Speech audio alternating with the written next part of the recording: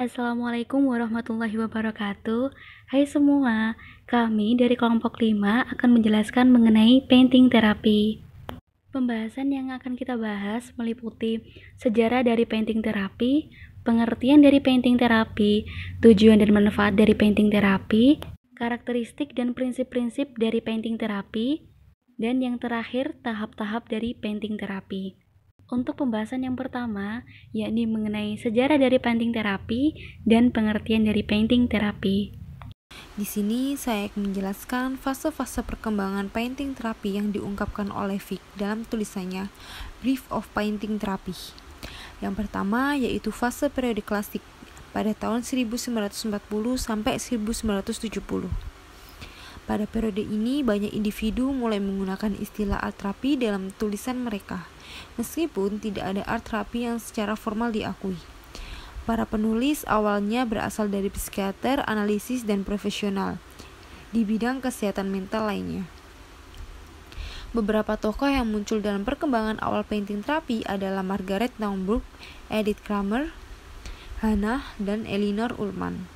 Margaret Naumburg dianggap sebagai pendiri utama painting terapi di Amerika dan sering disebut Mother of Painting Therapy.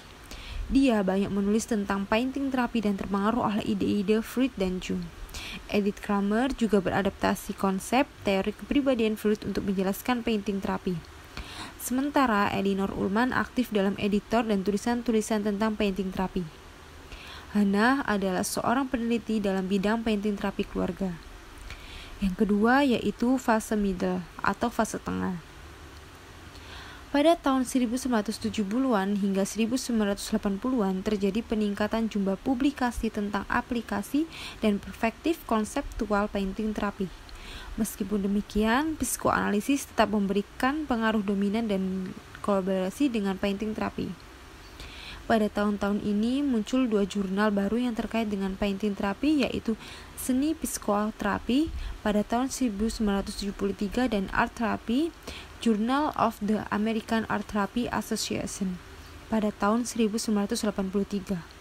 Jumlah publikasi tentang painting terapi meningkat seiring dengan berdirinya Asosiasi Terapi Seni Amerika pada tahun 1969 yang turut memperkenalkan dan mengembangkan profesi terapis secara profesional. Yang ketiga yaitu modern atau kontemporer. Perkembangan painting terapi terus berlanjut. Pada tahun 1974, Gant dan Skamal menerbitkan bibliografi yang membahas tentang painting terapi pada tahun 1940 hingga 1973. Selanjutnya, Rubin mencatat bahwa ada sekitar 12 buku yang ditulis oleh para ahli terapi seni pada dekade selanjutnya. Bahkan pada pertengahan tahun 1980-an, pertumbuhan painting terapi semakin meningkat, sehingga saat ini lebih dari 100 buku terkait dengan painting terapi tersedia. Terapis seni juga merasa nyaman menggunakan pendekatan intuitif yang serupa dengan praktis kesehatan mental lainnya. Mereka cenderung peka dan anti-otoriter serta teoritis.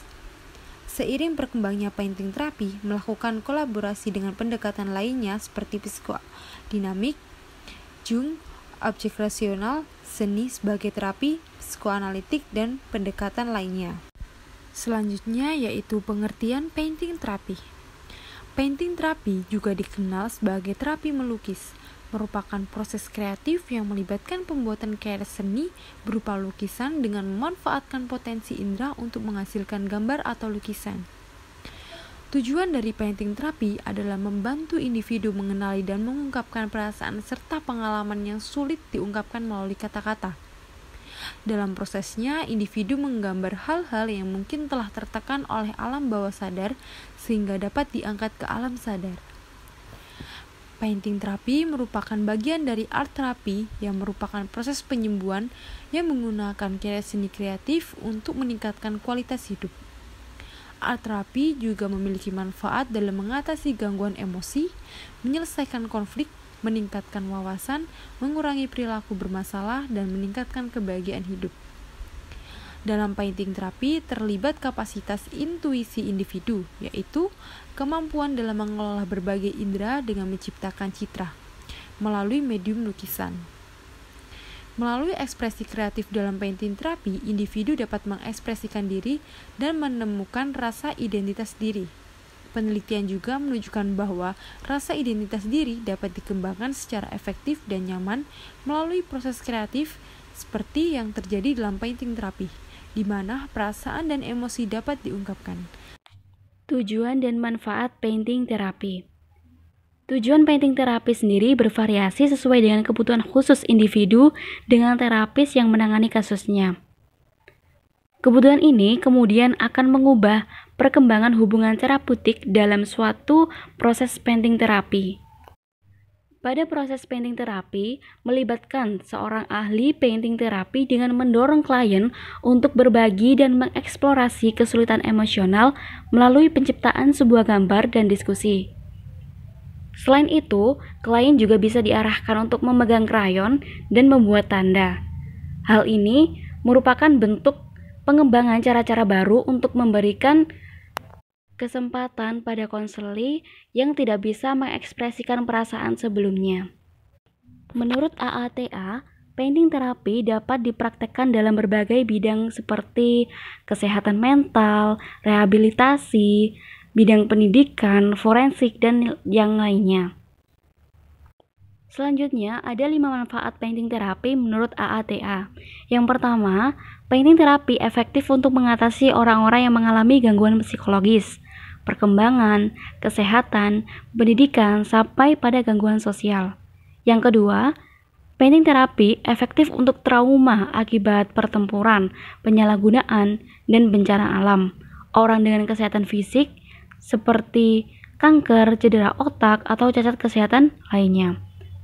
Kemudian, painting terapi juga efektif untuk penyandang autis, demensia, depresi, dan gangguan lainnya.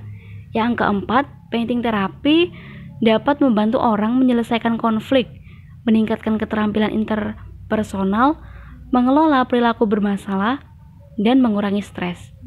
Yang terakhir, painting terapi juga dapat membantu pribadi mencapai wawasan, serta memberikan kesempatan untuk menikmati kesenangan hidup dari aktivitas seni itu tadi. Karakteristik dan prinsip-prinsip painting terapi. Painting terapi sebagai bagian dari art terapi memiliki karakteristik yakni sebagai cara alami untuk berkomunikasi, yaitu melihat pikiran dan perasaan subjek. Di samping itu, painting terapi mampu membuka pemikiran dalam bentuk visual melalui eksternalisasi ide dan stimulasi pikiran dan perasaan. Menurut Freud, terdapat beberapa prinsip yang perlu dipatuhi oleh konselor bagi memahami lukisan dalam terapi seni. Yang pertama, mencatatkan impresif terhadap lukisan yang dilukis oleh konseli. Kedua, konselor harus bertindak sebagai penyelidik dengan menggunakan pendekatan yang sistematis terhadap aspek yang ingin diberi fokus. Yang ketiga, mensintetiskan apa yang telah dipelajari daripada lukisan konseli dan memaklumat secara menyeluruh yang berkaitan dengan keadaan konseli. Langkah-langkah dalam penerapan terapi melukis atau painting terapi. Yang pertama, mengembangkan hubungan atau rapport. Menjalin hubungan merupakan langkah awal untuk menumbuhkan kepercayaan dan kenyamanan klien pada terapis. Apabila klien sudah nyaman dan dapat mempercayai terapis, maka kecenderungan klien akan lebih terbuka untuk mengungkapkan apa yang dialami. Yang kedua, memberikan kesempatan klien untuk menggambar. Terapis dapat memulai dengan warna karena warna memiliki simbol kuat, saluran perasaan lewat warna, pilihan bentuk atau objek dalam pikiran. Terus menggambar hingga tak ada lagi apapun dalam pikiran. Yang ketiga, mencermati dan menganalisis gambar klien. Terapis mencermati dan menganalisis gambar untuk mencari tahu makna gambar. Yang keempat, wawancara. Wawancara ini dilakukan untuk menggali lebih dalam tentang apa yang dirasakan dan dipikirkan oleh klien. Yang kelima, klien diminta menceritakan gambar setelah menggambar. Klien dapat diminta untuk menceritakan gambarnya. Namun, jika klien enggan, maka terapis yang lebih aktif untuk bertanya pada klien tentang gambar yang telah dibuat oleh klien. Yang keenam, observasi. Observasi atau pengamatan dilakukan dengan mencermati perilaku klien. Yang terakhir yaitu nomor 7, konseling. Konseling dilakukan sebagai upaya tindak lanjut atau membantu anak menuntaskan masalahnya. Sasaran konseling tidak hanya pada klien, namun memungkinkan juga melibatkan orang tua atau pihak lain yang terkait dengan masalah anak. Demikian penjelasan dari kami tentang parenting terapi. Semoga apa yang kita sampaikan dapat bermanfaat bagi kita semua. Jika ada kurangnya mohon dimaafkan. Saya akhiri. Wassalamualaikum warahmatullahi wabarakatuh.